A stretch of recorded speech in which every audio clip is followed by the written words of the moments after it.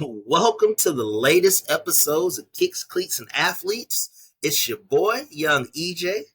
We got our board ops, JD, Yo, yo. and coming along soon, our kick god, Jimmy T. What's good? What's good with you, man? Oh man, good to be back, man. Good to be back. I was waiting for our man Jimmy T to get on because we missed you last week, and our listeners wanted to know, how'd your wrestling trials go? Man, y'all in this mess. Wrestling. I had family in town, first time to New York, so I had to do the whole tourist I, thing. I get you want to be Yeah, modest. You don't want to let the whatever, listeners know. It's all man. good. It's all good. I mean, we had a good time. Telling the folks out there, your goals, your dreams, and What is just, wrong with what you y'all? got going on. We was proud of you. We was proud of you. Lying to the people. Just Nah, we lying to the people. we letting the people know what's going on in the streets, and we wanted to make sure that you had as much support as possible, and so Support. we wanted our listeners to go out there and just support you. We came up, we figured out your name was the plumber, so we good. Yo, y'all can kick rocks. I can't with y'all. The plumber. What Just is saying, wrong? man. Just saying. It is what it is. So, hey, just keep us posted on how it went, and when you're ready to let us know if you made the next cut or whatnot. Just hey, feel free. You could post it on our IG. You could even go live real quick just to show the people what it is that you're doing. So, hey, you got ways. We got ways. I'm not But playing with y'all. But all in all, though, we got a great show in store for you guys tonight. We'll definitely hit you with some NFL. We'll hit up a few different games.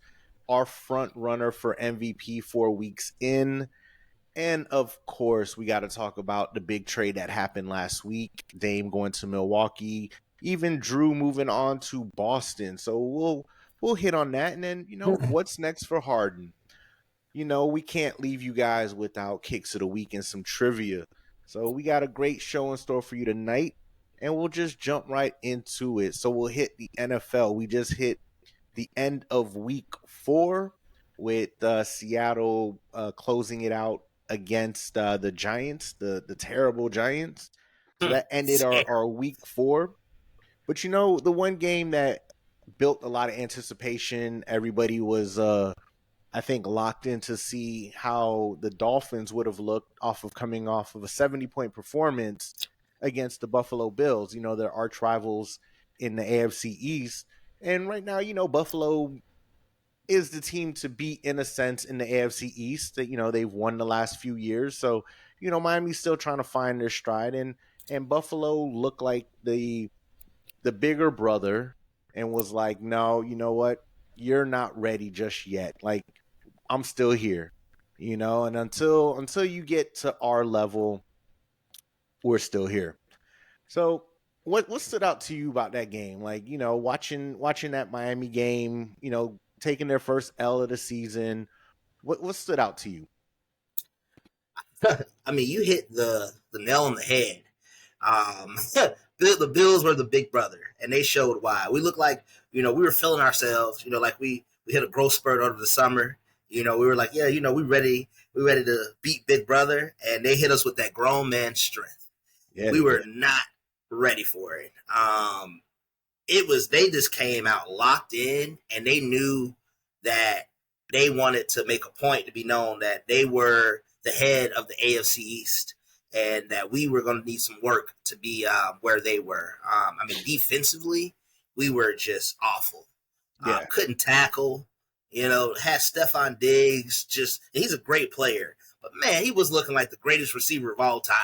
Like we just breaking tackles, running passes. I'm like, man, y'all see Tyreek every day in practice, and y'all just getting cooked by Stefon Diggs. Man, it was hibachi out there. it was. Like, They definitely. I felt Miami definitely came in overconfidence.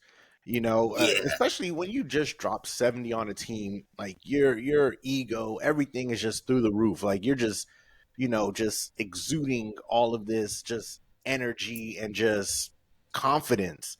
And I think they came in overconfident, thinking they'll just do what they've been doing all year. And Buffalo had a good scheme for them. They cut out a lot of those slants, those cross routes. They cut a lot of that. They blitzed. They made sure that they had hands up because Tua's been getting out the ball pretty quickly. So they made sure they had hands up and things like that. I mean, so they were well coached and well prepared for what they were going to see. But I agree, the defense, my goodness. And the thing is, I don't know if they haven't lived up to the hype as yet. Because we go back to week 1, they gave up a lot of points to the Chargers. Yeah, but Chargers got a great offense. Offense is really, really good. Yeah, but I mean, the Dolphins have one of the highest payrolls on the defensive end. There's a lot of money on that defensive end. Now I get it. Jalen Ramsey is hurt. I get Big loss. Yeah. it's a huge loss. Mhm. But come on now. Like, I mean, they couldn't stop the run. I mean, James Cook was looking like Dalvin Cook from back in the day. He was Yeah. running like Edgerrin James from way back when. I mean, he was just doing what he wanted to do. And it's reminiscent of how Miami looked last week against Denver. We were running like crazy. I mean, Yeah. our run game was non-existent. Well, so Well, I think for the most part. that. Well, yeah, because I mean, how you say his name? Achin. Mhm. He was 8 carries, 101 yards. Yeah, I mean, I don't think that. I think if our defense, the way it was struggling, it was on Mike McDaniels to actually run the ball more because he saw that Tua he wasn't having it. He just didn't have it on Sunday.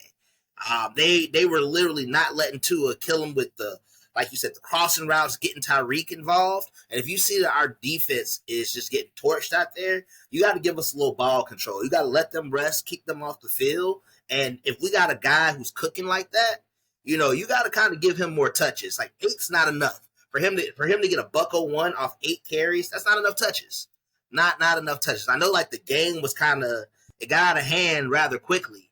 But I think that a remedy for that would have been to give them more running opportunities because Mostert, I feel like maybe he had like 6 carries, maybe. Like it was just a lot of passing. And Tua, he's not gonna beat you with his arm. I mean, it's if we have to rely on Tua to try to win the game with his arm, like I said, quick passes, yes, but him just being the quarterback in the pocket, killing you downfield, we're not gonna win that way. It's just not gonna happen.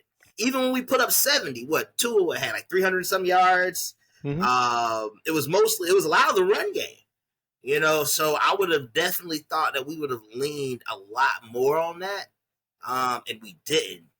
I think And that was we reverted back to how we were last year because last year we didn't have a run game, yeah. and that's exactly what happened. The game started to get out of hand, and they tried to rely more on Tua than what our strength has actually been this year, and that's our offensive line, that's our run game, and we went away from it way too quickly. I think you gotta steer the course. You just gotta to stay on course. You just gotta keep doing what you're doing, and it will come to fruition. Like, you just have to do it. You can't just quickly abandon it just because it's like, all right, we fell behind. No, keep working, and hopefully you get down the field, you make a couple stops, you find yourself right back in the game. But we did. I think we need Tua to stop only looking at Hill, because there were some plays where Waddle was open, Smite was open, and he just continued just to look Hill's way. And you can't do that. Like, you gotta go back to what you were doing early on and spreading the ball around. Like, you have other weapons. Like, Jalen Waddle has the same kind of speed as Tyreek Hill. He's got hands as well. Like, you utilize him as well. We got speed. Do some screens. You saw the defense was steady coming. Just couple screens, make them respect you a little bit more and not be ready to blitz and coming after you all the time. But I don't know. It's just crazy. Definitely served up some humble pie, man. They humbled us. They humbled us for real. We were coming off that 70, chest poked out, like we the big boys on campus, like, and then they showed us that it's levels to this. They ain't no Denver Broncos. Josh Allen ain't Russell Wilson. You know what I mean? Like, that defense ain't the Denver Broncos defense.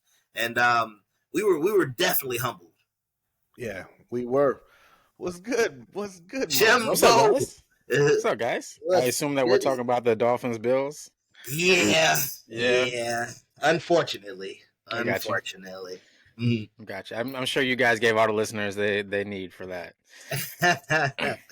Yeah, we gotta get back in the lab. Pretty much what we surmised was like we didn't lean on our run game enough. They've been big for us, and for us to get 8 carries off a guy and he get 101 yards, we definitely needed more carries to kind of just keep our defense off the field because they were getting cooked. So definitely things that can be we'll see them again, and there's to be some adjustment that needs to be made. But in order for us to get to where we want to go, we got to see those boys. Yeah, well, you got to get healthy too on the defensive side of the ball. Yeah, and I'm a big fan of Vic Fangio, so I'm sure he'll have. I mean, it's tough to game plan for Buffalo in general, but especially if Josh Allen's not turning the ball over. Yeah, if he's giving you gifts, that's But that's and Jason and I talked about it a little bit last week. I was excited to see this game because again, y'all's offense is potent. You're not going to score just 21 on a regular basis, which is wild because 21 in the NFL is actually pretty darn good.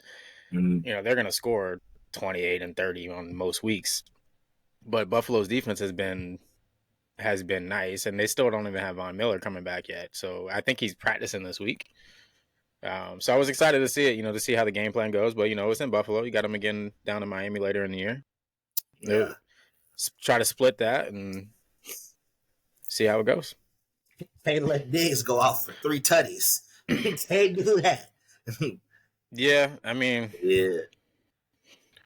He's been griping up the right tree all season, trying to get his points, trying to get his targets. So you knew eventually it was going to happen. Yeah, it happened. It indeed happened. That it did, and I mean, like I said, it's one game. We go back to the drawing board. We got the Giants this week. They're coming off of an abysmal game, so we should be able to. It is a get right game. Get back on track and just kind of continue to do what we do. But we definitely have to change our game plan there, and we'll figure it out. We better not lose to no Daniel Jones. Better not. Not at all. That offensive line is the worst. I don't even know how to describe them. I can't. Unbelievable how bad they are. But we'll see. We'll see. So we had a couple of teams that were looking and searching for their first win, the battle of the defeateds. So on one end, we had Denver versus Chicago, and then on another game, we had the Vikings against the Panthers. All 4 teams searching for their first win. Denver finally got over the hump after a very slow start, and the Vikings finally got over the hump as well. So let's start with the Denver-Chicago game. So what did that game tell you more of? Did it tell you more about Denver, maybe their resilience and trying to turn this ship around, or did it tell you that Chicago is just tanking and Fields is just not it? I mean, Denver's defense is bad. Like, I didn't think it was going to be this bad, but it is bad. Like, Justin Fields was looking like a dime out there. Like, until that third quarter hit, they have no answer for that man. Running, throwing, he on a line, dropping dimes on. I'm like, this is not the same Justin Fields as we've seen this season. And sure enough, man, he made one mistake, but I think that in their minds, they thought they were in such command of that game. They thought that they were defeated, that the Broncos morally were defeated, that they weren't going to be able to have the spirit to come back. And that's the one thing, like, Russell Wilson, he'll keep battling to the end. And it doesn't seem that, Sean Payton has given up on him. And they fought back. And I think they punched Chicago in the mouth, and they had no response to that. They didn't know what to do. They were having success, and then when the success stopped, they just unraveled at the seams. And I was shocked that Denver was able to come back like that. Just them giving up 70 and then going down like that, I was like, oh man, this is a broken football team. But indeed, we saw who the most broken football team is, and that's the Chicago Bears. I mean, you can't even blame that loss on Justin Fields. It's not his fault. Like, he played well enough to win that game. It is just they have a lot of issues as far as leadership goes on that team with how they're handling their players, like their defense. I mean, their defensive coordinator getting raided by the feds, that didn't help. So yeah, they got a lot of internal things to do with that, and I don't think it's a Justin Fields problem per se. It's organizational. Yeah, Jason, we should ask EJ what. I mean, now he has the outcome of the game, but Jason and I debated for a little bit last week on who this game was bigger for. Was it bigger for Justin Fields or was it bigger for Russell Wilson? What do you think, EJ? In watching the game, I think it was bigger for Russell Wilson to get that win, for them to kind of right that ship a little bit. Sean Payton to get his first win, because he was talking a lot of junk when he came in there about Nathaniel Hackett and him not being a quality coach, and it would have looked bad for him to go 0-4. At least Nathaniel Hackett was started like 2-1 last year. So if they would have went 0-4, I think the noise would have been a lot louder for Denver than it is for Chicago. Like, we knew Chicago was a bad team, and I think we were just pleasantly surprised that they actually looked like a functional team. So I think it was, we expect them to be the bad news Bears, but they were looking like a quality offense. I mean, the running back DJ Moore, I was like Cole Kmet. I mean, they were clicking. So I think it was bigger definitely for Russ because Justin Fields still young, and at the end of the day, I think any other team that needs a quarterback would be happy to get a Justin Fields. I don't blame him. It's that so. I don't. Who needs a quarterback? So. Yeah, you don't think they'd take him over Zach Wilson? You don't think they'll take Justin Fields over Zach Wilson in New York? I don't know. I think they would. Robert Saleh loves Zach Wilson. Man, that man must got some pictures of that man. Yeah, something because he is a Zach Wilson apologist. I swear. Look, he was talking in the press conference like they won the game. Like, bro, y'all still lost. For real. Yeah, I don't know. Justin Fields is not it. And I think he needed that win more than Russell Wilson, because Russell Wilson, honestly, to me, has nothing left to prove. I mean, he's won the Super Bowl. He should have won back-to-back Super Bowls. It's just bad play call. You give it to Marshawn Lynch, let him punch it in. You're a back-to-back Super Bowl champion. Instead, for whatever reason, you decide to throw it. But neither here nor there. I don't think he has anything to prove. Legacy-wise, I might beg to differ. I don't think he's worried about. I might beg to differ. I don't because think you got he's to worried. Wait, but who is he trying to catch? Like, we know he's not going to catch Brady as far as rings. We know he's not going to catch Mahomes. So, like, legacy as far as maybe what? just in general of Hall of Fame status. Yeah, exactly. Trying to be a Hall of Fame caliber quarterback. Like, he was on that trajectory with the Seahawks. Yeah. And he left the Seahawks. I mean, when that trade happened, we were talking about that division being, because Devontae Adams went to the Raiders, Russ went. Obviously, you have Pat Mahomes and Herbert. We were talking about that division sending 4 people to the playoffs. Mm-hmm. No, I'm with you, but I still don't think that his legacy or even his Hall of Fame status is on the line. I'll tell you this, EJ. I think his numbers are good enough that he will make it. And, I think this was more indicative of, Justin Fields. I mean, here you are in your 3rd year and you haven't won more than 4 games.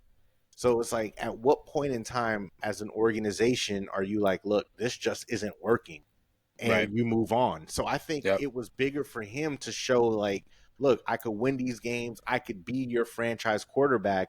Because right now, Chicago holds the number 1 and the number 2 pick in the NFL draft at this current moment. So right now, if they wanted to, they could get Caleb Williams and Marvin Harrison Jr. and have a dynamic duo to start off to kick off next season if they want to. If everything stays the way it is. But that's what I'm saying, Jay. That offense wasn't the reason that Chicago lost that game. Justin Fields played a hell of a game. Finally, he played phenomenal. So I don't think it was it wasn't a Justin Fields issue. This particular game, it wasn't. Yeah. But then it became a Justin Fields issue when you're trying to get down the field and you throw the terrible pass, interception.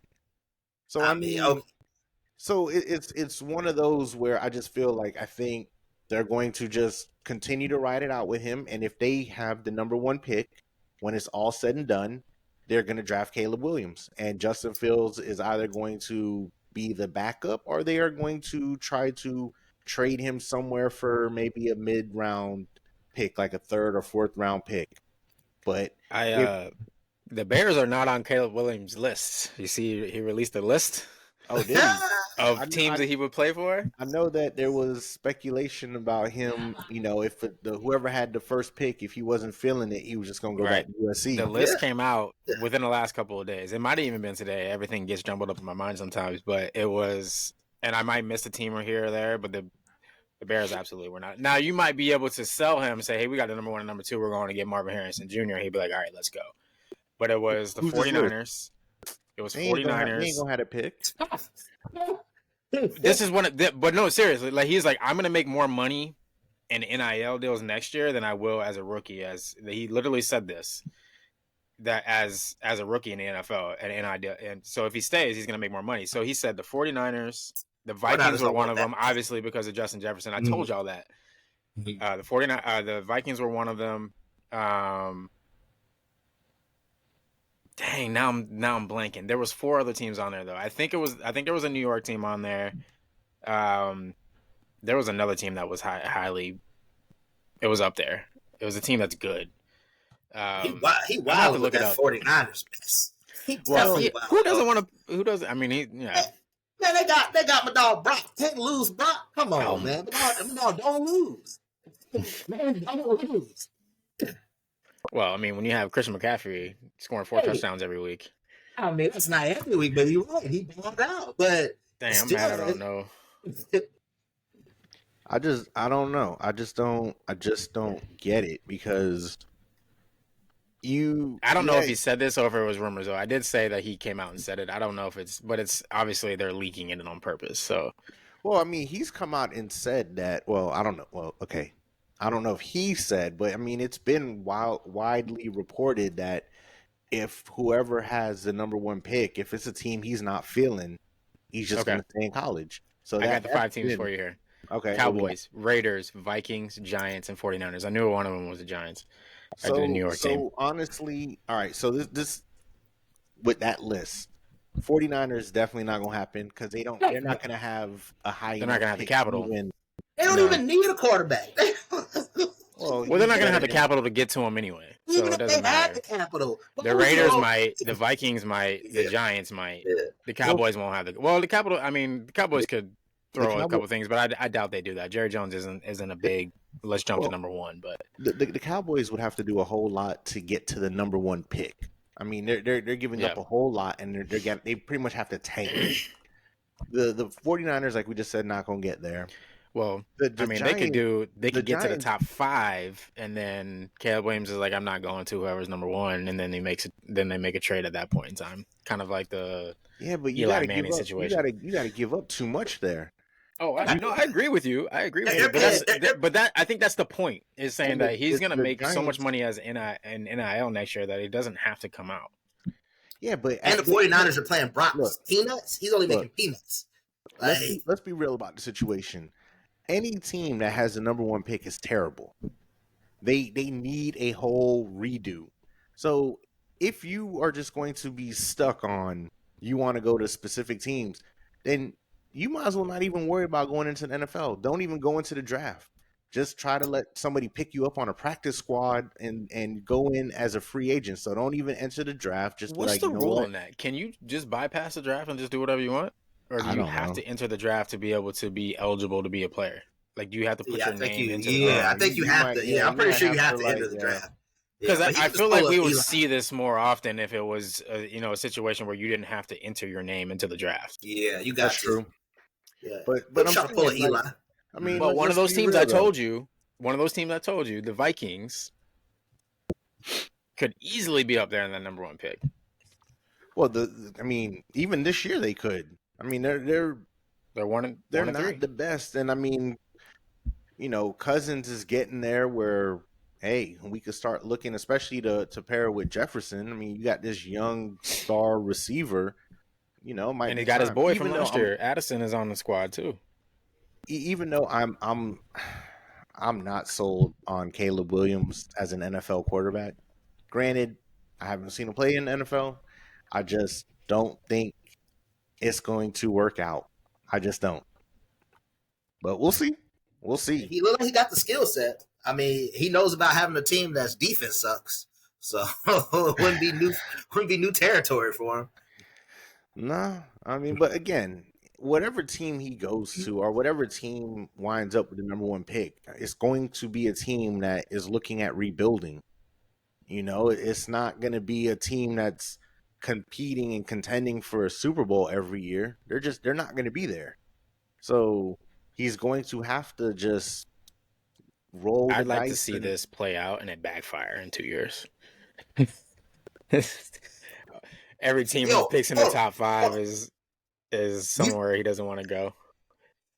I'm just quick question. You guys don't think that Atlanta would be so much better with a Justin Fields having those weapons with a Bijan coming out of the backfield?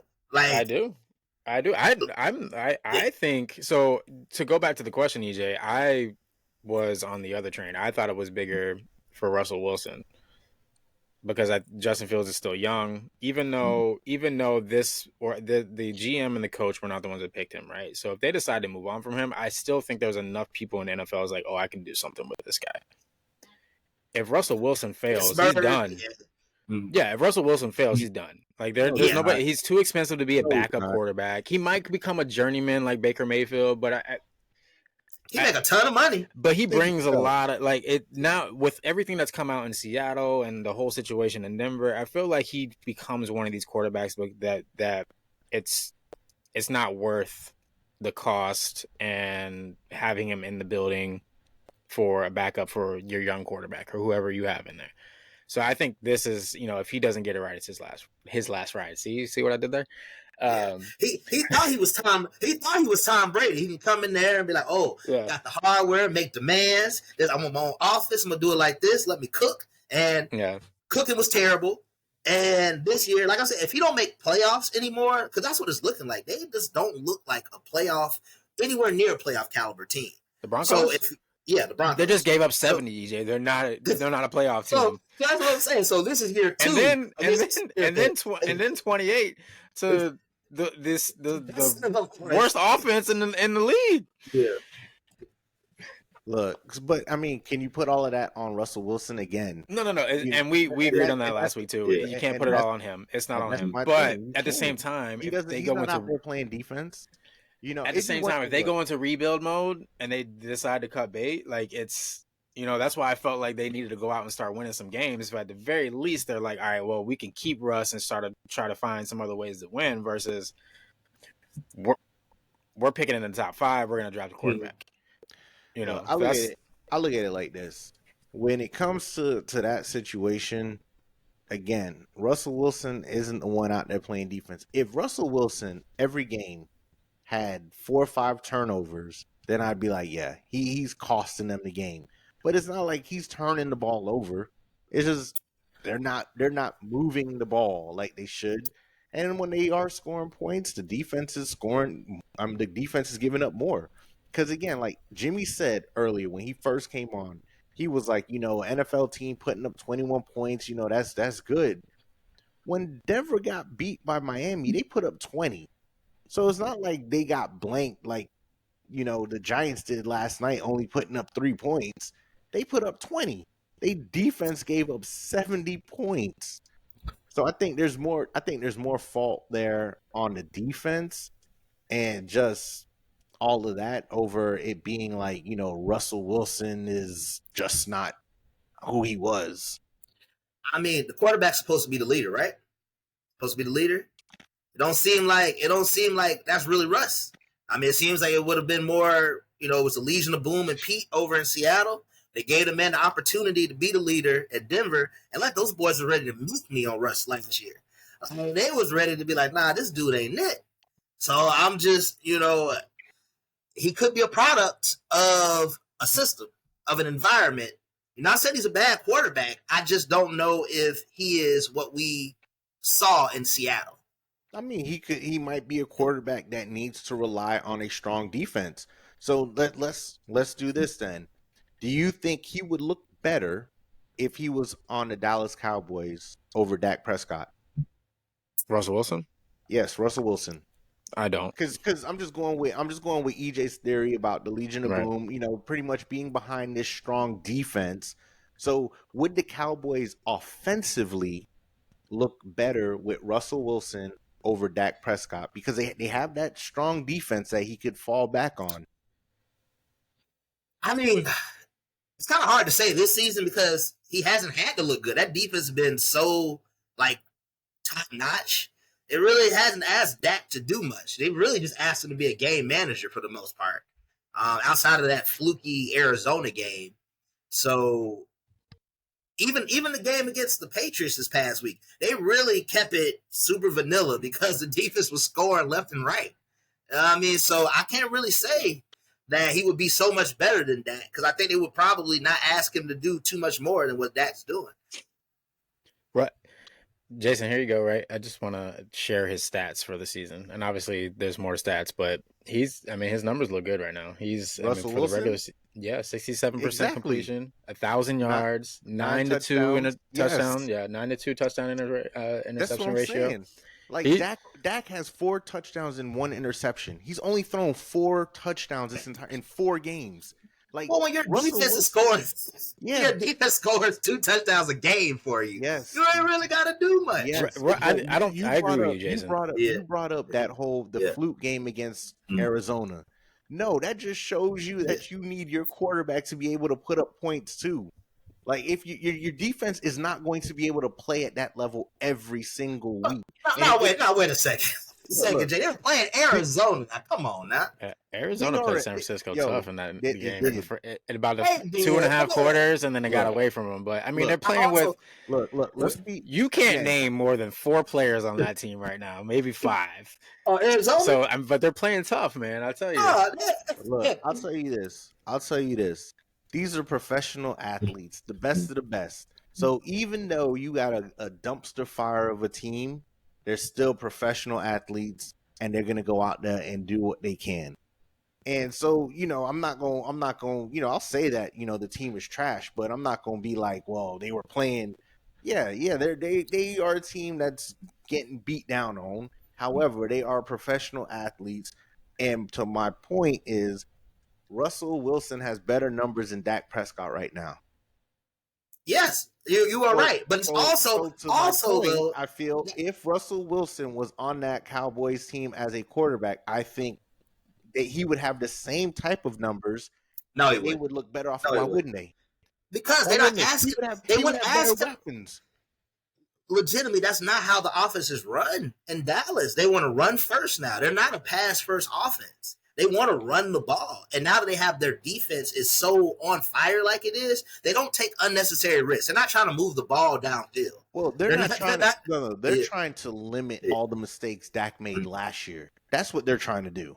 So it's not about this whole thing. It's all they're trying to do is make sure that he does not commit the same stupid turnovers he was committing last year. So that's why they're trying not to have him throw the ball as much because he's interception prone. Think about it. All last year, you were screaming for Cooper Rush. You wanted him to stay. It was like, nah, he needs to be the starter. Dak does that, blah, blah, blah. That was you all last year.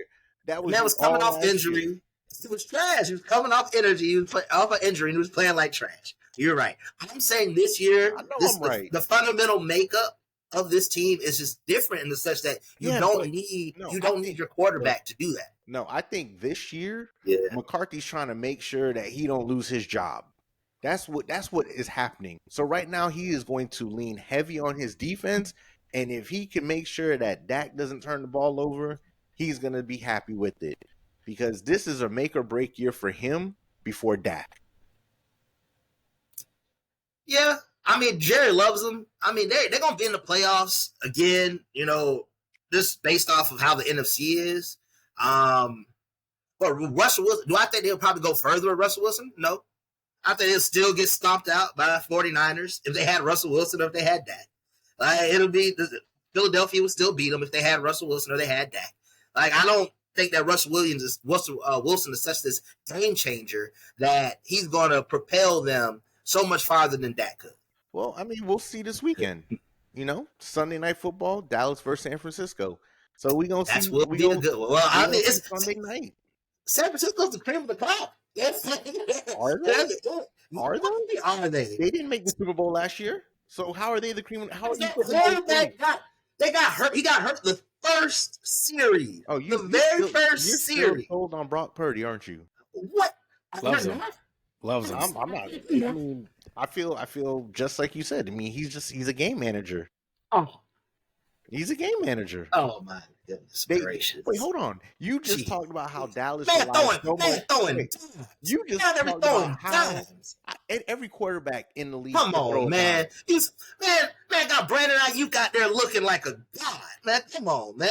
Oh, he's got him looking like a god. You ever seen Brandon Ayuk play this well? Man, come on now. So what you gonna say? So Christian McCaffrey is just whatever. I ain't saying the man is whatever. He a beast. He's actually mine. He's my MVP right now. Oh, he earns honorable mention. The man is running this team. He's spreading the ball around. He's a game manager. He's a game manager, man. Man, don't do nothing but win. But he a game manager. All man does is win, but he a game manager. Oh my! That's all he is a game manager. Yeah, you're right. He manages wins, Jason. You are indeed right. Man, managing wins. Take Christian McCaffrey out of the game. What is he gonna do? What's he gonna do? What is he gonna do? Hold on. What is he gonna do? What is he gonna do? Plug in another running back. What they do? That's what San Francisco does. They plug in running backs. Yo, they don't got nobody like Christian McCaffrey. They don't have anyone like Christian McCaffrey. Yes, but are you telling me that they're not gonna be able to run the ball if they don't have Christian McCaffrey? Not the way they do now. And you'd be a fool if you think they would. I'm not saying that the backup would be as good as Christian McCaffrey. But do I think that they would lose these games if they didn't have Christian McCaffrey? No, because they have Deebo Samuel, they have Brandon Ayuk, they have George Kittle, they have Elijah Mitchell. First of all, what are you talking about? Kittle hasn't done much this year. Deebo hasn't done a lot this year. Who's been doing all the work? Deebo killed 2 weeks ago. Brandon Ayuk killed last week. Who's doing all the work? Who's doing all the work? Who's doing all the work? Jason, Brandon Ayuk just had like 160 receiving yards. I asked you a question. The offensive doing line. all the work? You heard what Jimmy just said? Who's doing all the work? It's a simple question. Who's doing all the work? You didn't hear what Jimmy just said? I asked you a question. You asked me a question? Yes. Who's doing all the work? Brock Purdy, Brandon Ayuk. No. Pause. Pause right there. This week alone. Hold on. This week alone, they put up 35 points. 28 of those points came from Christian McCaffrey. Yes, you're right. 28 of those points. But come on now. Out of 35, 28 came from him. So you're telling me when they're inside the 5, they're inside the red zone, inside the 5-yard line. The only way they can score is if they give the ball to Christian McCaffrey. They decided to give the ball to Christian McCaffrey. Yes, that's not the only way they can score, though. They can line Deebo up in the backfield, and he's a phenomenal rusher of the ball. They're not doing it. They're not. They're such an offensively creative team. You're telling me, you act like if Christian McCaffrey got hurt, that they would just fall off a cliff. That's not true. This is not true. I didn't say they would fall off a cliff. But they have lost. So Christian McCaffrey got hurt week 1. Are they losing any of the 4 games that they won this week? Are they losing any? No, because they have a phenomenal team. They have a phenomenal team, Jason. It's not just Christian McCaffrey. Okay. It is the San Francisco 49ers. It's Kyle Shanahan. It's Brock Purdy. It's Brandon Ayuk. It's Deebo Samuel. It's Kittle. It's Jennings. They have a team, a squad, and that defense is stellar. All right. If you say so. If you say so. If you say so. If you say, you might need to check your blood pressure. Yeah, that was fun. Crazy. If you say so. I mean, hey, it is what it is, you know. So let me ask you a question. So let me ask you a question. So they had Christian McCaffrey last year in the playoffs, right? They did. And what happened? When Brock Purdy got hurt, what happened? I mean, they lost. They would have lost. If Brock Purdy was playing, they still would have lost. You're speculating. You don't know that. But you're speculating too. But the man hasn't lost a game yet. He has not lost a single game in the NFL. I have proof too. Jalen Hurts took the team to the Super Bowl. He wasn't losing. He won. Oh my goodness gracious. So what's your proof? What's your proof? You're sitting there speculating too. You are speculating. I'm not speculating. Every time Brock Purdy has stepped on the field, the San Francisco 49ers have won the football game. It's plain and simple. All right. You want to cook? I can't say the same thing for Christian McCaffrey. Have they gone to a Super Bowl? He was on the field. He stepped on the field. Whether or not he got hurt or not, he was on the field, right? Right? My goodness. Right? I'm not playing with you. Hey, you said it. Ridiculous. I'm just asking you a question. Man, hurt the first series, Jason. Come on, man. Whose fault is that? It's nobody's fault. What are you talking about? This man got hurt. Jason, whose fault is it? December 3rd. We'll see. We'll see. You know, if Brock Purdy, hopefully he's healthy. December 3rd. Wait, is that when they play the Eagles? Yeah, they play the Eagles December 3rd. So I can't wait. I can't wait too. Because I want to hear what you guys say Just the Brock Purdy disrespect is crazy. Wait, Jason, whose fault was it that he got hurt, though? Huh? Whose fault was it that he got hurt? You like, whose fault was that? Like it was Brock Purdy's fault that he got hurt. The man tried to come in and throw with his left hand. That's like he was. It's not like he went and punched the wall or something. You know, he got hurt getting hit. Hey, protect yourself better. Do some jiu-jitsu. Lord. What's wrong with you, Jason? But anyway, let's move on. So, I mean, I already know where you're gonna go with this, but 4 weeks into the season, who's your MVP front runner? I already know you're going to probably Christian McCaffrey because you just spent a whole bunch of time on him on a team. So 4 weeks in, who's your front runner? It's Christian McCaffrey. Okay, it is. Man's just he's been balling out. Why? I mean, he has a stellar offensive line. And he's a great running back. Oh, okay. Yes, he's a great running back. What else? Yeah. So wait, why not Brock Purdy? Why not Brock Purdy? You were just singing his praises, and now all of a sudden you want to go finish. Hold on. You want to go to the person that I just said. My dog, Brock Purdy. If you took him off the team, they won't be the same. But that's the person you want to give MVP to. Okay. My dog, Brock Purdy earns honorable mention as an MVP. I just want to make sure. You hear what I said? My dog, Brock Purdy earns honorable mention as an MVP. So, EJ, let me ask you this question. If I told you right now, give me your top 3 MVP candidates, you're going Christian McCaffrey, Brock Purdy, and who? Is Brock Purdy number 2? Is Brock Purdy in your top 3 for MVP? Yeah, he is. I'm trying to think who I would put above him besides Christian McCaffrey. To be honest with you, I wouldn't put someone else above him. The man legitimately puts his team in the best positions to win. He doesn't turn the ball over. He gets his receivers. Hey, go on. Lord have mercy. I'm sorry. Not a game manager. My bad. You know what? I'll finish. Can you please look up his numbers? Tim, can you please look up Brock Purdy's numbers, please? Because I'm tired of this game manager business. Like, you really out here. I just said Brock Purdy, my number 3. 72%. 1,019 yards, 5 touchdowns. How many interceptions? 0. Oh, Oh, you didn't even say it. Man, got rushing touchdowns too. You ain't count for those, huh? He got 2 rushing touchdowns. Oh, okay, so he's With seven 20 touchdowns. with 24 yards rushing on the season. So we're assuming that he was at the 1 yard line. Did you not just say that was wrong with Christian McCaffrey when I said it?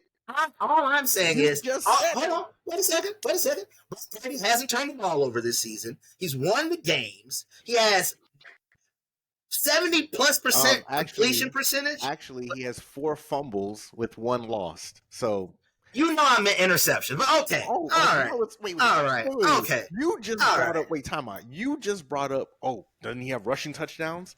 And then when I bring up his turnovers, it's all of a sudden it's just interceptions. Okay. So he has Jason. So he has one turnover. So he has 1 turnover in 4 games. That's what you're that.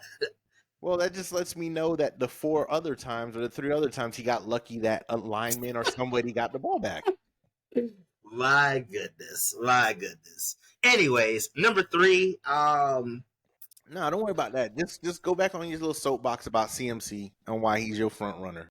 Yeah, I mean, what he's been over your crush Brock Purdy because this is it's not a crush. It's just reality. But Cooper Rush know you cheating on him with Brock Purdy? Cooper. See, why would you even put them in the same sentence, bro? Like you're so disrespectful to Brock Purdy. I don't understand. Don't understand it.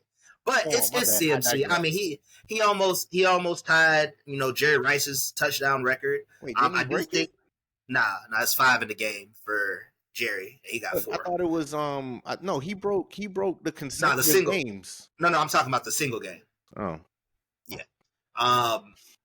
But yeah, the 100+ yards out, I think 3 out of the 4 games this season.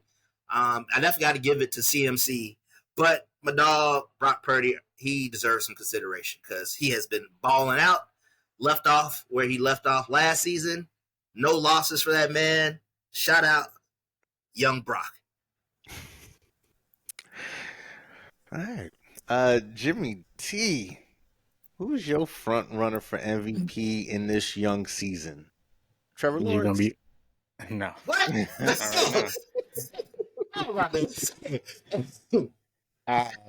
I agree with EJ. I think it's Christian McCaffrey. Okay.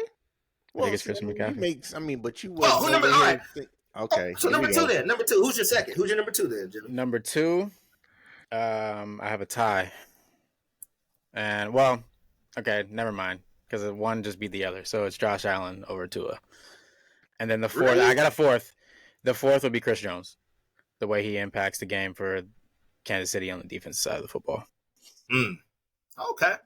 That's off kilter pick. He honestly, him and Aaron Donald are neck and neck to me as the most dominant football players and on the defensive side. I like Micah Parsons. Don't get me wrong. I don't come at my neck, Cowboys fans, but I just think that the 2 of them are so much more versatile right now and just a little bit further in there. Like, I think I think he gets there, but the 2 of them, it's a shame that Donald's on a team that's going to be probably tossing in the towel here pretty soon. But Chris Jones, he lines up in every position on the defensive line. If we were to try to sit here and listen, as we get more used to this Kansas City team, we'll know the names. But if you go and try to go down and name all 11 defensive starters, we probably can't name them all. And their defense looks better now than they have. I know coming off the Zach Wilson game and all that, but they still only gave up 20 points. But he impacts the game in a lot of ways. And after holding out, comes back, he's already got 3.5 sacks. It's and that's from the defensive tackle position. So those are my 4. The most realistic are probably the 2 in the middle, because it ends up being a quarterback award. But CMC is my number 1 right now. Outside Tua's played 2 good games. I had 2 arguably bad games. So you think the New England game was bad? I don't think it was great. I think it was just a tough division. Yeah, it's a division game. Bill Belichick,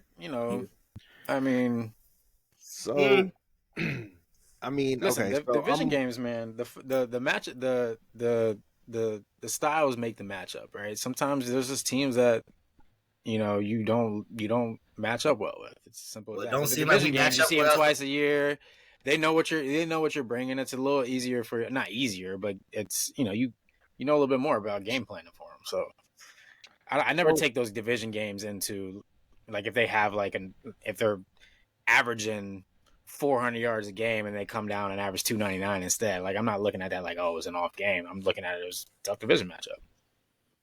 All right. Yeah. Well, I mean, my 3 is similar to Jimmy's there, but just a different order.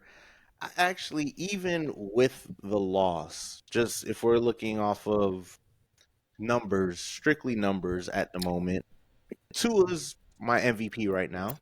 How many turnovers does Tua have? I think 3. He has 3 interceptions, but he has 9 touchdowns, and he's already. How many fumbles? He has 1. He has 5 fumbles, 1 fumble lost. Yeah, so he's also thrown already for over 1,300 yards at 71%. So I would probably go with him because I mean Josh Allen's got 4 interceptions that he's thrown, and I'm not sure if fumble wise what he's working with. And then I would go Christian McCaffrey. Well. So I I'm kind of with Jimmy on the 3. I'm with you on with Christian McCaffrey as well there. EJ being in the top 3, but I think just if we're looking at numbers, I mean, to me, Tua right now would be the MVP, and because like Jimmy said, I mean, it is a quarterback award, so it's gonna take Christian McCaffrey to have 2,000 special year, for him to probably break a rushing record or something like that for them to be like, yeah, okay, but he'll probably win Offensive Player of the Year, the NFC Offensive Player of the Year, or something like that. But the MVP, it'll end up being a quarterback of some extent, but we'll see. I mean, if San Francisco goes like 15-2, and he's running like he's running, I think they'll easily give it to him. Well, we'll see. But let's switch gears real quick before we go too long, and we're gonna give you a little time to process. I know you've processed this. Pat's been making it clear on. Oh my goodness! Your feelings and things like that. So we'll let you open up with the saga that transpired for most of the summer when Dame asked for a trade. Oh, he said he wanted. Where are you going with this? He said he wanted to go to Miami. So Heat fans all around. We've been sitting around looking at our phones, waiting for that text to come through, that alert, that notification that says Dame's been traded to Miami for whomever. But we never got it.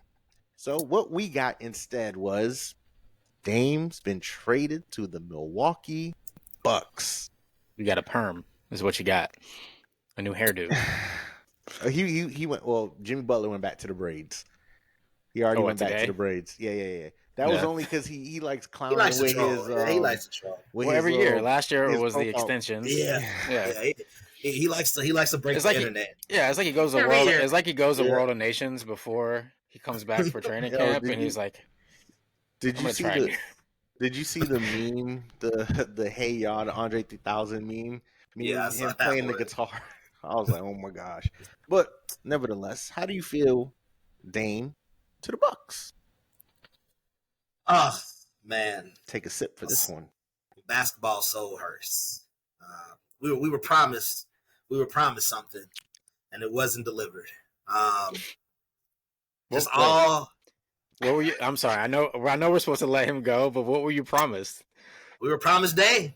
Who promised you that? It was an unofficial promise, but we were promised Dame. Everyone, Dame, everyone knew he was coming to Miami. Go ahead. Everyone knew, and Portland they really wanted. I don't know what Pat Riley did to the people of Portland, the organization, the owner, but they was like, in no means are we trading this man to the Miami Heat for the Bucks to just give up freaking Drew Holiday and a Grayson Allen, and then for them to be able to recoup a freaking Dame Lillard is just mind-boggling. It is mind-boggling. You can't tell me we couldn't have put together something that was comparable to that. And they didn't even keep Drew Holiday. They didn't even keep this man. It was a slap in the face. And Pat, I trust in Pat. He's definitely gotten the most out of our squad. From what we've had, player-wise, putting together, they've gotten the most out of it. But my heart was broken. We were promised Dame, and they stole him from us. And for him to go to freaking Milwaukee, of all places, to go play with Giannis, how you let this man go pair up with the Greek Freak? It ruined Eastern Conference basketball for me. Because I'm like, you literally tried to give this man the easiest path to be able to get back to the finals.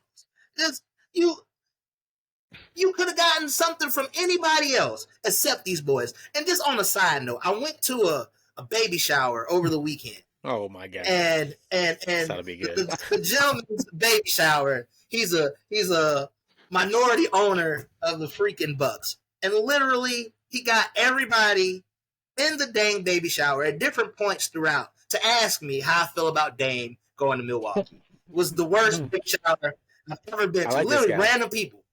How you feel about Dame? I was like, well, who are you? I was disgusted, man. That's what I like this guy. It's awful.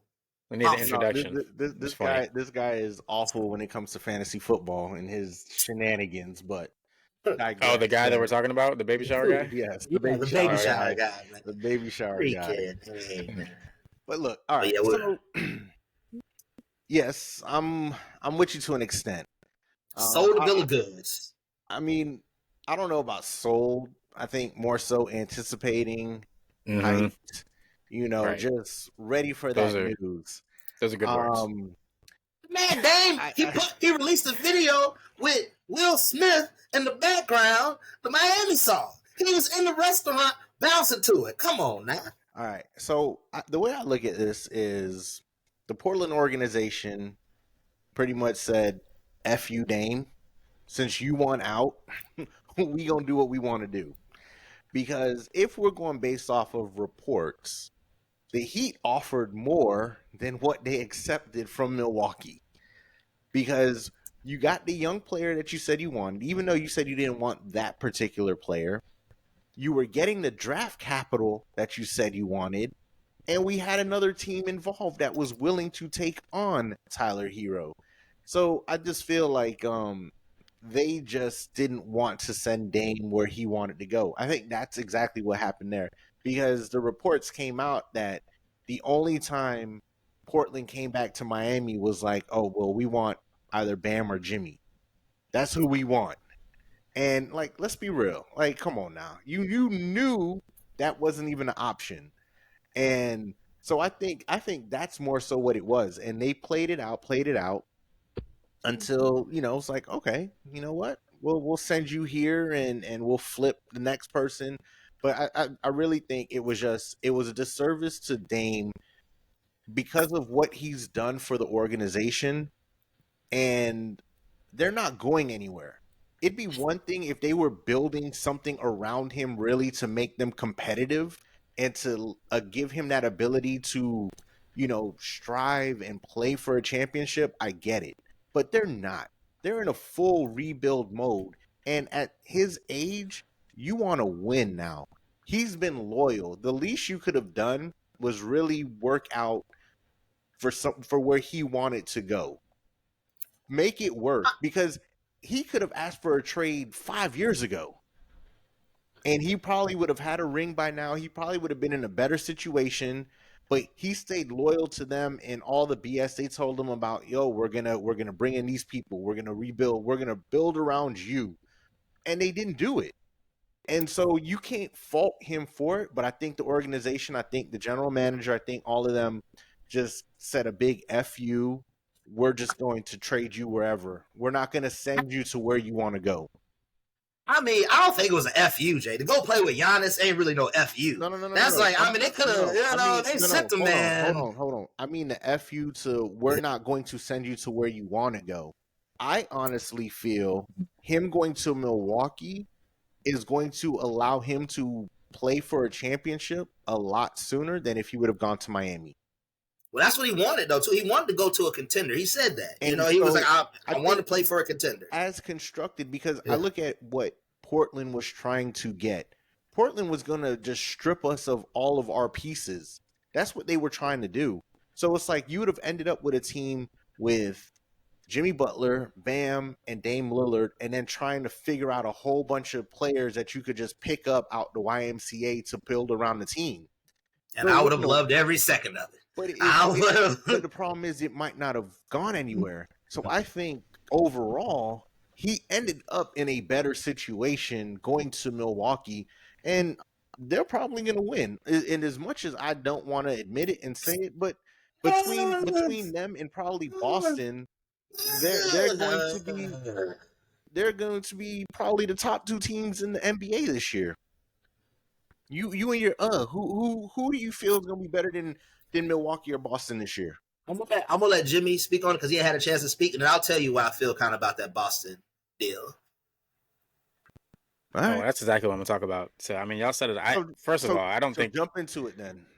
because first of all, I just don't think they wanted what they were getting back. I mean, who was the third team with the Heat? Were they going to get Ayton?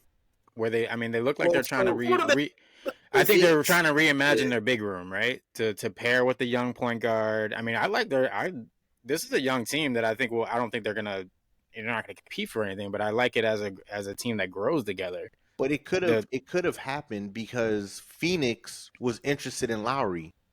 So you probably could have parted ways with Lowry and held on to Hero in some sort of deal that would have sent Ayton over to Portland anyway, because that was the whole report that Phoenix wanted to get a deal in there to try to get Lowry from Miami to help facilitate the whole Dame trade.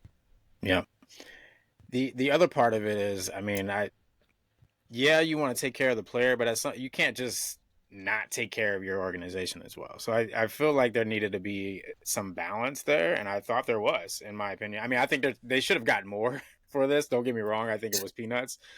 But I mean, to Jason's point, like there was like a big FU. I mean, sending them to play with Giannis. Well, and right. Again, I don't mean the FU was like, yeah, we sent you somewhere where you're still contending. No, I just meant like they just didn't care where he wanted to go. Well, but they I think it was like we'll still give you to a competitor, a contending and team.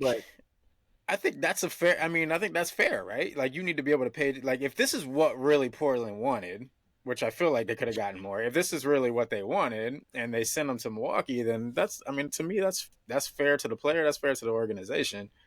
The organization just can't do exactly what he says. Then, I mean, they'll be right back in the situation they're in now. They got to start looking towards the future to try to figure out what they're going to do to try to win.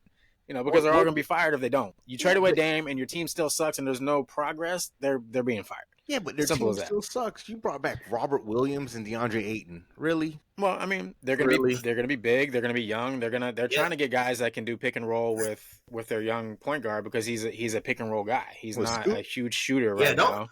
Don't sleep on Robert Williams. Man. He's a great defender. Great rim protector. Like I think Boston's gonna miss him. I think that's where Boston hurts. Kristaps don't play no defense. That's where Boston hurts right there. That's where they hurt because Horford just ain't it anymore. He's just old. I love Madal Al, but he old. Yeah, but but they're going to be good on the wing and up front on the point of attack, right? So defensively, Boston is going to be disgusting. But interior, you're gonna be able to punish them. That's where I'm going. That's where I'm going with this, right? I think this could be a bigger mistake for Milwaukee to let Drew. Like if they knew that Portland was trying to flip him to go to Boston, I would have been like, because that makes this team better. EJ, you earlier in season 1, you talked about they lost the adult in the room, right? When we talked about Marcus Smart being sent to Memphis, right? Mm-hmm. They got that adult back plus some. He's I personally think he's a better defender. He's absolutely a better offensive player. He's a champion, so he's offensive been there. Player. Yes, he's a champion. Defender. I like Drew on the point of attack more than I like. I feel like there's a lot of flopping going on with Marcus Smart, and I feel like that's a part of his defensive game. Yeah, and I feel like it's built on physicality, but it's not necessarily built on strategy and point of attack type stuff. Like Drew Holiday stays in front of you. Like he makes you make a decision. Like either you're gonna shoot over me or you're gonna have to give it to someone else. But if they put him on the ball handler, or maybe when either Tatum or Brown goes to, they could put him on their best player depending on how big he is, because Drew's a big dude.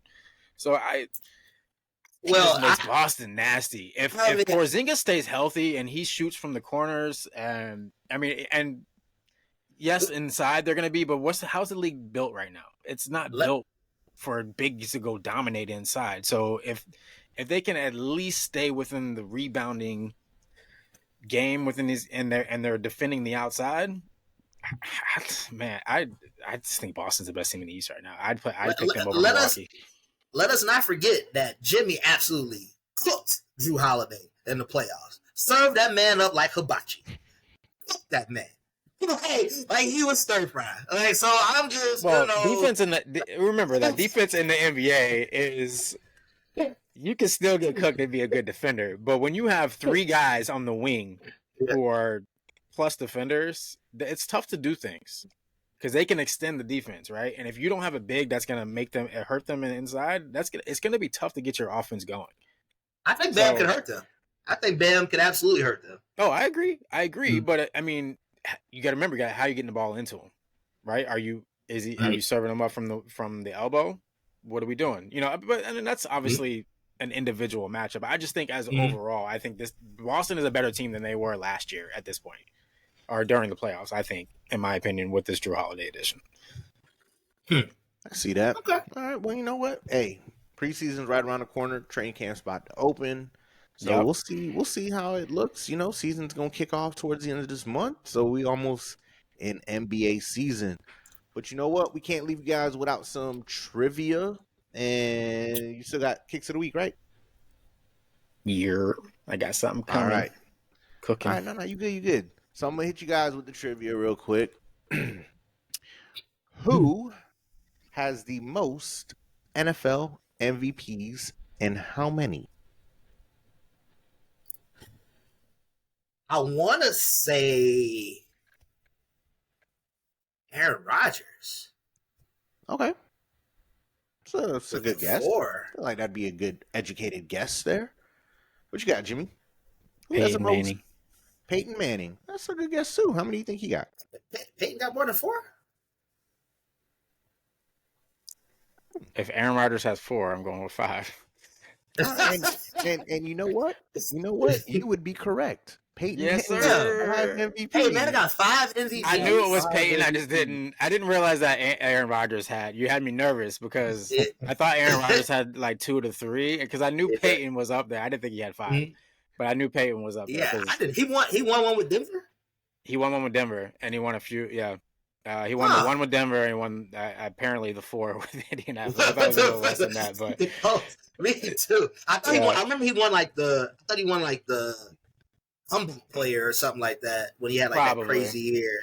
I guess. Well, no, that was his MVP year. That first year back, because remember the second one that they went and won, he was a shell of himself. That was the defense that carried. Actually won. Okay. Yeah. So he won. He won in 2003, 2004, 2008, 2009, and 2013. Yeah. One of my favorite players to watch in person as an opposer, because I mean, all throughout, holding season tickets for the Jags, Peyton used to came. I never missed that game. I hated it because he used to shred the hell out of us, but he was just so much fun to watch. And one of my favorite, normally I'd go into the game early to watch him warm up because what they did with Marvin Harrison and Reggie Wayne, how structured it was and all that. He was just my favorite player to watch outside of, any of my favorite Jags players and stuff like that. But he just the sheriff, man. He was, but we still, as a Gator, 4-0 against him, so I can hold that over him a little bit. I think that's true. So he never beat the Gators, so I'll hold that. All right, that's wild. Like what? Tom Brady only has like 1 MVP. Is it only 1? I thought he won the one with the Bucks. So he won the one with the Bucks. Yeah, the year they went undefeated, and then he had the one with the Bucks. That's crazy. I only got 2 MVPs.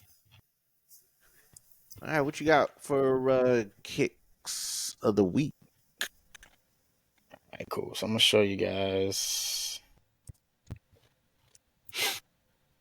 It's messing up on me here. All right, let me share my screen.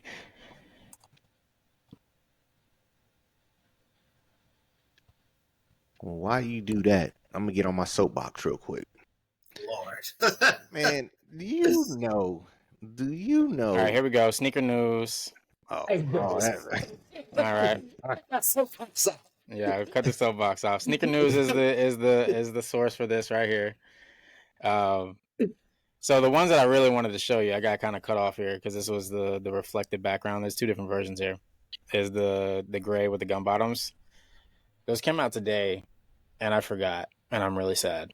So I'm gonna share them with the listeners. This is the one, but they actually have one here that's it's an all black version, and the swoosh is reflective on that, so that's showing. That's kind of cool. That is pretty cool. Okay. But I'm really sad about my gray and gum bottoms here. I really wanted those, and I forgot all about them dropping today. Okay. So well, can I get on my soapbox real quick? I don't think we've been on the show for a while. I don't think the listeners want to hear the soapbox. Oh, hold on. I'll be real quick with it. Yeah. Inter Miami has got the nerve to want to double the price of season tickets. Oh, I'm into that. Oh, the team. Look, I've been a season ticket holder since the inception of Inter Miami. So for 3 years now, I've been a season ticket holder with Antoine and my brother. We've been season ticket holders. All of a sudden, we get Messi in July, and they now have the nerve to double what our season ticket prices have been. Oh, that's the Messi impact. The team was hot garbage. Hot garbage. Yo, I couldn't even give away tickets. Hot garbage. And you have the nerve to want to double my season ticket prices? Yo, y'all are tripping. Because the problem is you gonna lose out that fan loyalty because Messi only got another year and a half on that contract.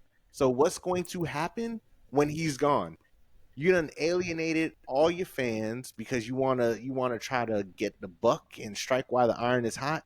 But you're gonna go into this brand new stadium. You'll have him for 1 year, and then after that, then what? Boy, well, they got 2 more years with him actually, 2 years. That's what I'm saying. They trying to go for broke. No, they tripping. But anywho, today's price is not yesterday's price. I'll just get on my soapbox real quick on that one. I knew that was going to happen. I mean, that's like imagine if honestly, I'm surprised it's only doubled. Yeah, you feel me? Like this is Messi we're talking about. But again, it'd be one. How you have won nothing? You can't have your tickets more than teams that are winning and teams that have been more successful because you got one player who all of a sudden has been hurt and hasn't played in the last 4 games. So, I mean, come on now. Well, let me ask you this. Imagine if Mike, after he won that last chip, he was like, you know what, I'm going to go play in the league with the Harlem Globetrotters. Tickets will be astronomical. Everyone going to see Harlem Globetrotter games. It's the effect. Well, I get it. Yeah. I get it, but I feel like there should have been some loyalty to the people that have been around for the last 3 years that didn't just all of a sudden become Inter Miami fans because of Messi. I think there should have been some sort of loyalty there, not to just, hey, we about to hit everybody over the head. Come on now. No loyalty. None. Destination now. I don't know why you thought that. Celebs coming now, you know what I mean? The stadium full. It wasn't last game because he's hurt. Ain't nobody going. Oh, he's hurt, and that's the thing. It's like you messing up. But hey, it is what it is. But I just had to get on my soapbox real quick. I feel you. But all right, well, another great night, another great show. Once again, EJ doesn't know what he's talking about, but I think as now, I think everybody's used to it. So, they just tune in to see what stupidness EJ's going to say, and I'm not mad at it. Did we talk about EJ? Did we talk about EJ's absence? Man, you see to be right. You know he did that mess. Okay. What's wrong with Did you drop the people's elbow? It's not The doing people want to anything know that if you dropped have. the elbow for him. So did you drop Oh, people's elbow? I told the people that he'll fill him in on IG or maybe go live one day and let us know what the deal was. So hey, it's all good. But maybe next week he'll give us a little more insight on what went down. But Damn plumber. just one Laying pipe. What year were you born in, EJ? 88. Yeah, laying pipe since 88, baby. I'm getting a shirt. Oh my goodness. I'm getting a t-shirt. But once again, thank you guys all for listening to Kicks, Cleats, and Athletes. Follow us on IG. You can watch our show live Tuesday nights at about 9:45 p.m. Eastern Time on YouTube, Kicks, Cleats, and Athletes. We out. Thanks, everyone. We out.